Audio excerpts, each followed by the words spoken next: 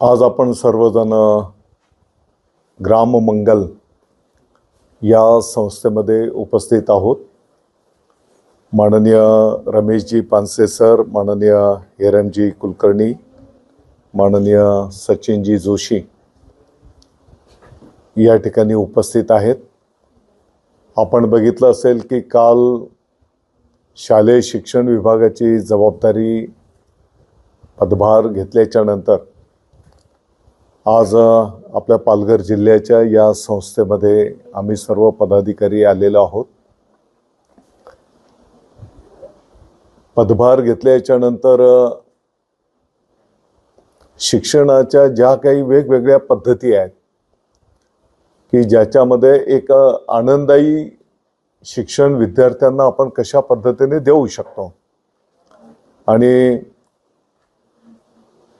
हा विभाग जबाबदारी दिल्याच्या नंतर महाराष्ट्रव्यापी या क्षेत्रामध्ये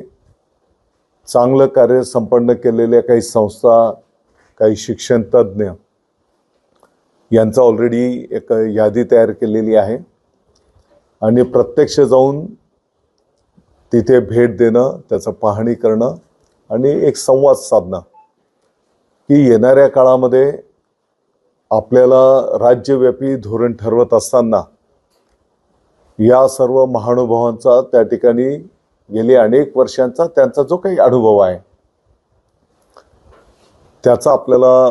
फायदा होऊ शकेल या भावनेतून आज आम्ही सगळे पदाधिकारी इकडे आलो होतो। मला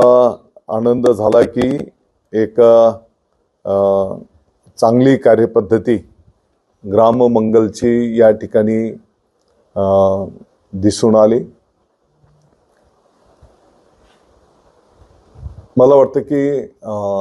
पदभार स्वीकारताना सांगितलं होतं की असे जे काही वेगवेगळे कार्यसिद्धीस नेणारे महानुभाव आहेत त्यांच्याशी आणखी संवाद साधणार आहे, तिथे जाणार आहे, तिथल्या शाळेंना पण भेटी देणार आहे, पालकांशी पण संवाद साधणार आहोत,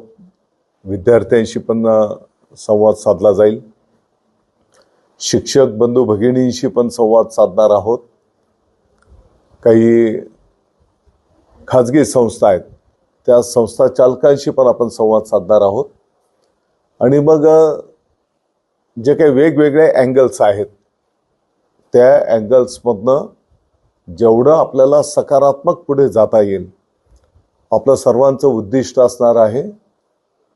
गरीबातल्या गरीब कुटुंबाच्याही